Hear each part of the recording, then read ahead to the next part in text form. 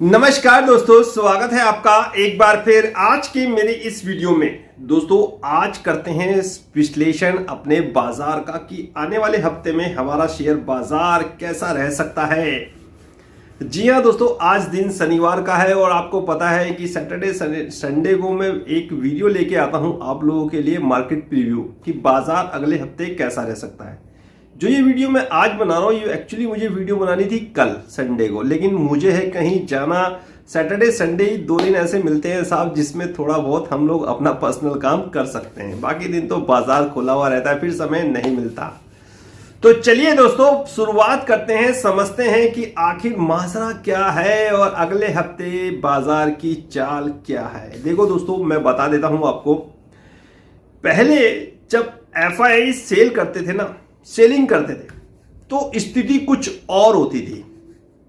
आज से मैं कुछ साल पहले की बात बता रहा हूं आपको कि जब एफआई सेलिंग करते थे, जब भी मंदी की आहट हुई है, एफआई ने माल बेचा है, तो जब भी एफआई सेल करते थे माल को बेचते थे साहब, उस समय डीआईएस भी इनके साथ साथ माल बेचते थे और बाजार की हालत पतली हो जाती थी साहब, बहुत पतली हो जाती थी, खराब हो जाती थी।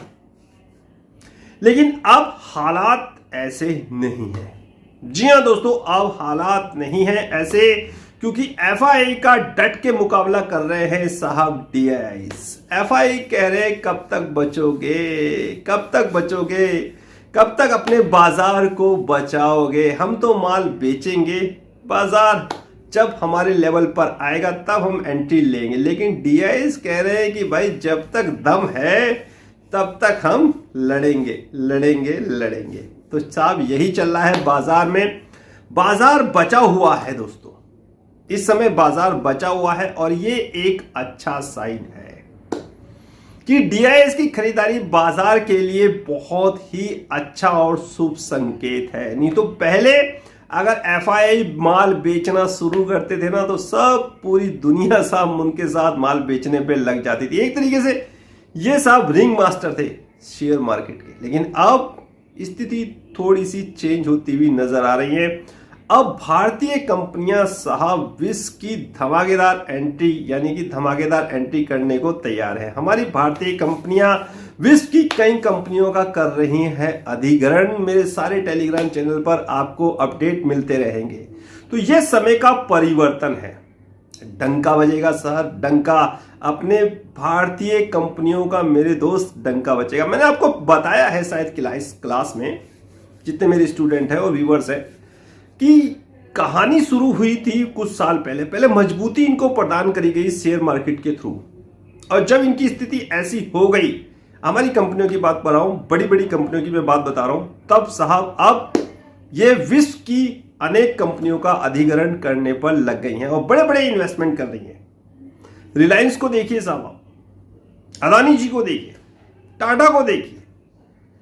तो दोस्तों अब हालात वैसे नहीं हैं जो आज से कुछ साल पहले हुआ करते थे। डट के मुकाबला किया जा रहा है डीआईएस की ओर से एफआई का।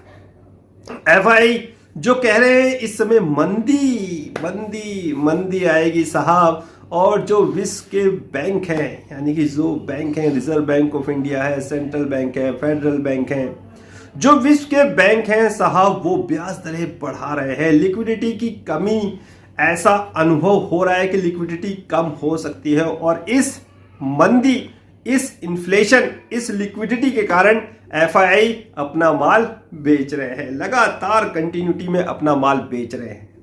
बेचने दो उन्हें, कितना माल बेचेंगे साहब। अब डीआईएस उनका पूरे जोर शोर से कर रहे हैं मुकाबला। देखो दोस्तों डीआईएस ऐसा नहीं है कि इस लेवल पे खरीदारी कर रहे हैं, इस लेवल पे तो उन्होंने खरीदारी अपनी बढ़ा दी है। बगल में जो चार्ट लगा हुआ है, पहले जो डीआईएस की खरीदारी देखी होगी आपने, 2-3 हजार करोड़ के आसपास थी। अब साहब इन्होंने एफआई के इक्विवेलेंट खरीदारी कर दी है, क्योंकि मैंने आपको बताया था कि एफआई क्या करते हैं, पहले थोड़ा बेचेंगे, फिर उससे थोड़ा, फिर बहुत ज्यादा ब्लास्ट। अब देखिए 7,500 करोड़ से ज्यादा का माल बेचा है इन्होंने, और उसके अगेंस्ट 7,000 करोड़ के आसपास का माल डीआईएस ने खरीद लिया।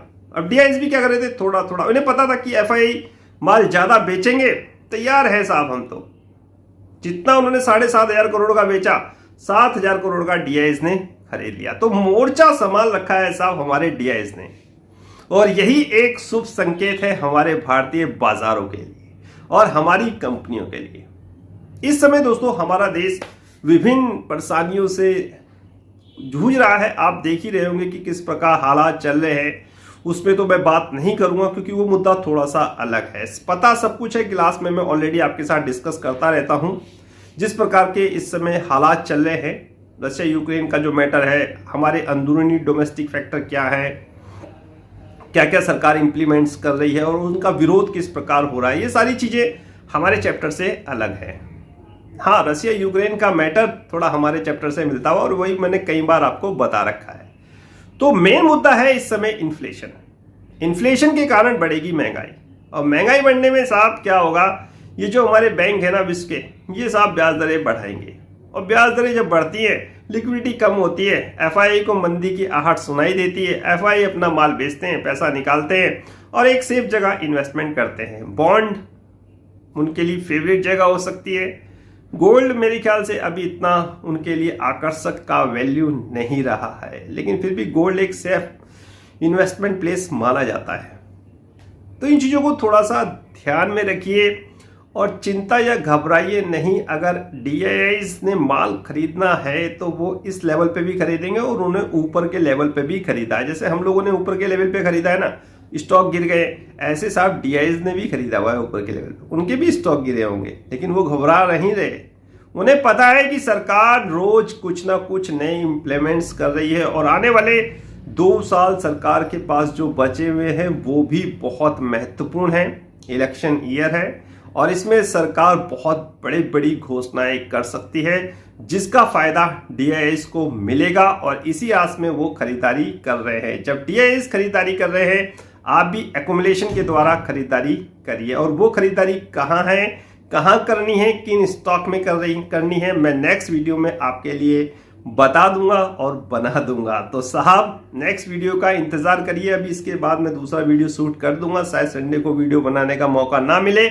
मैं कुछ ऐसे स्टॉक आपके लिए लेके आऊंगा जो इस गिरावट में आपको थोड़े थोड़े एक्युमुलेशन के द्वारा बाय करने हैं। तो साहब पहले हालात दूसरे थे, अब हालात हैं दूसरे। यानी कि पहले जब एफआईआई बिकवाली करते थे तो डीआईआईज भी उनके साथ बिकवाली करते थे और रिटेलर तो साहब आप जानते ही हैं, जब माहौल डर का बनता है कि मंदी ऐसा हो जाएगा वैसा हो जाएगा, तो वो तो बेचारे अपना माल बेचना शुरू कर देते हैं। लेकिन ऐसे डर के माहौल में आपको माल नहीं बेचना है।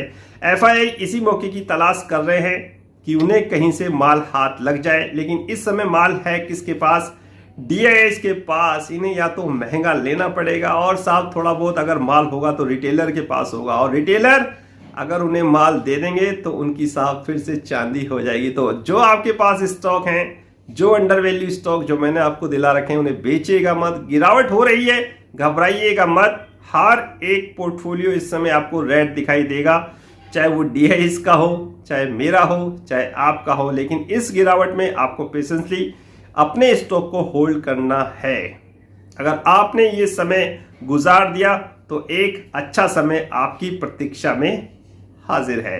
तो आज्ञा दीजिए दोस्तों मुझे आज का ये वीडियो समाप्त करने की। नेक्स्ट वीडियो में नए अपडेट के साथ होगी मुलाकात, तब तक इंतजार। फाइनली नमस्कार।